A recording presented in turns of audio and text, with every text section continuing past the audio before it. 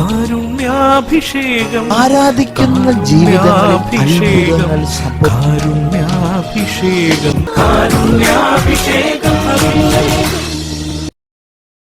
ഈശോയിൽ പ്രിയമുള്ളവരെ, ഇന്ന് വിഭൂതി കരിക്കുറി ആരംഭിച്ച ദിവസമാണ്, തുടങ്ങിയ ദിവസമാണ്. നെറ്റിയിൽ ചാരം പൂശി നമ്മൾ അനുതാപത്തിൻ്റെ ആ ഒരു ജീവിതത്തിലേക്ക് പ്രവേശിക്കുകയാണ്. ഈ നോമ്പിൽ നമ്മൾ ഭക്ഷണം വേണ്ടാന്ന് വയ്ക്കും, പ്രത്യേകിച്ചും മത്സ്യമാംസമൊക്കെ. ഈശോ കടന്നുപോയൊരു പരീക്ഷണം എന്താണെന്ന് ചോദിച്ചാൽ, ഈശോ 40 ദിനരാത്രങ്ങൾ ഉപവസിച്ചപ്പോൾ ഈശോയ്ക്ക് വിശന്നു. ഈശോയ്ക്ക് വിശന്നപ്പോഴാണ് സാത്താൻ അപ്പം ഉണ്ടാകാനായിട്ട് ആ കല്ലുകളോട് പറയുവാൻ സാത്താൻ ഈശോയെ പരീക്ഷിക്കുന്നത്. അതിൻ്റെ അർത്ഥം ഇതാണ്: ഭക്ഷണത്തിലൂടെ ദൈവാനുഗ്രഹം നഷ്ടപ്പെട്ട ഒരുപാട് മനുഷ്യരെ നമ്മൾ കണ്ടെത്തുന്നുണ്ട് എന്നുള്ളതാണ്. ആദവും ഹവ്വയും ഒരു ആപ്പിളിലൂടെ ദൈവാനുഗ്രഹം നഷ്ടപ്പെടുത്തി എല്ലാ മനുഷ്യർക്കും അത് വിനയായി. ഇസഹാക്ക് കാട്ടിറച്ചി തിന്നാൻ ആഗ്രഹിച്ചു. അങ്ങനെ മൂത്ത മകന് ലഭിക്കേണ്ട അനുഗ്രഹം രണ്ടാമത്തെ മകനായി അത് തിരിച്ചു പോവുകയാണ്. മൂത്ത മകനെ ഏസാവ് ഭക്ഷണത്തിനോട് ഭയങ്കര കൊതിയായിരുന്നു. ആ ചെമന്ന പായസം കിട്ടാൻ അവൻ്റെ മൂത്ത പുത്രസ്ഥാനം അവൻ ലഘുവായി നിസ്സാരമായി കരുതി.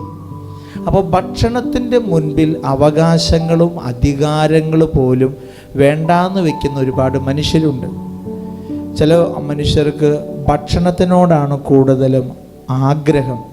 അതിൽ ഉത്തരവാദിത്തങ്ങൾ മറന്നു പോകുന്നു, കടമകൾ നിറവേറ്റാൻ വിട്ടുപോകുന്നു. അതുകൊണ്ട് പ്രിയമുള്ളവരെ, ഭക്ഷണത്തിലൂടെ ദൈവാനുഗ്രഹം നഷ്ടപ്പെട്ട ഒരു വലിയ വിപത്ത് നമ്മൾ ഇസ്ഹാക്കിൻ്റെ മൂത്ത മകൻ ഏസാവിനിലാണ് നമ്മൾ കാണുന്നത്. അങ്ങനെ യാക്കോബിന് വലിയ അനുഗ്രഹം കിട്ടുകയാണ്. ജീവിതത്തിൽ ഭക്ഷണം വേണ്ട എന്ന് വയ്ക്കാനുള്ളൊരു തീരുമാനം നമ്മുടെ മനസ്സ് എടുക്കണമെങ്കിൽ നമ്മുടെ ശരീരത്തിൻ്റെ ആസക്തികളിൽ ഒന്നാണ് ഉദര സംബന്ധമായിട്ടുള്ള നമ്മുടെ ആഹാരത്തിനോടുള്ള ആസക്തി. ആ ആസക്തിയുടെ മേലുള്ള വിജയമാണ് ഈശോ കല്ലുകളെ അപ്പമാക്കാൻ പറഞ്ഞാൽ അത് അപ്പമാകും. പക്ഷേ അവൻ തനിക്ക് വേണ്ടി ഒരു അനുഗ്രഹവും ചെയ്തില്ല. അതാണ് ഏറ്റവും വലിയ അത്ഭുതം. വിശക്കുന്ന സമയത്താണ് ഭക്ഷണം വേണ്ടത്, എന്നിട്ടും വേണ്ടാന്ന് വെച്ചു. നമുക്ക് ഈ നോമ്പ് കാലത്ത് നമ്മുടെ ശരീരത്തിൻ്റെ ആസക്തികളുടെ മേൽ വിജയം പ്രാപിക്കാൻ, കർത്താവേ, ഈ നോമ്പ് കാലത്ത് ഞാൻ എടുക്കുന്ന വേണ്ടാന്ന് വയ്ക്കുന്ന ഈ ഭക്ഷണ സാധനങ്ങളിലൂടെ എൻ്റെ മനസ്സിനെ ബലപ്പെടുത്തണമേ എന്ന് നമുക്ക് പ്രാർത്ഥിച്ച് ആരാധിക്കാം. കർത്താവേ, ഞങ്ങൾ ഈ ആരാധന പ്രാർത്ഥിക്കുകയാണ്. ഞങ്ങളുടെ മനസ്സുകളെ ബലപ്പെടുത്തണമേ. ഞങ്ങളുടെ ജഡത്തിൻ്റെ ഓരോ ആസക്തികളെയും നിഗനിക്കുവാനുള്ള കൃപ നൽകി അനുഗ്രഹിക്കണം ഞങ്ങൾ പ്രാർത്ഥിക്കുന്നു. 2 കരങ്ങൾ ഈശോയിലേക്ക് നീട്ടിപ്പിടിച്ച് ഈശോയുടെ ആശീർവാദത്തിനായിട്ട് നമുക്ക് ഒരുങ്ങാം.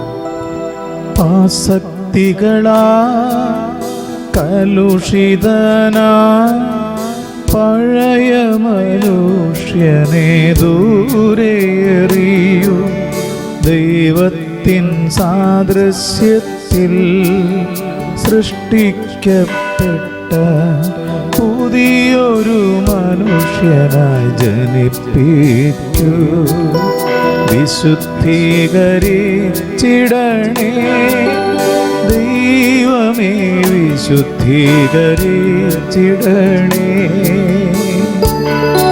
എൻ ദേഹവും ആത്മാവും മാനസവും പൂർണ്ണമായി പവിത്രീകരിച്ചിടണേ.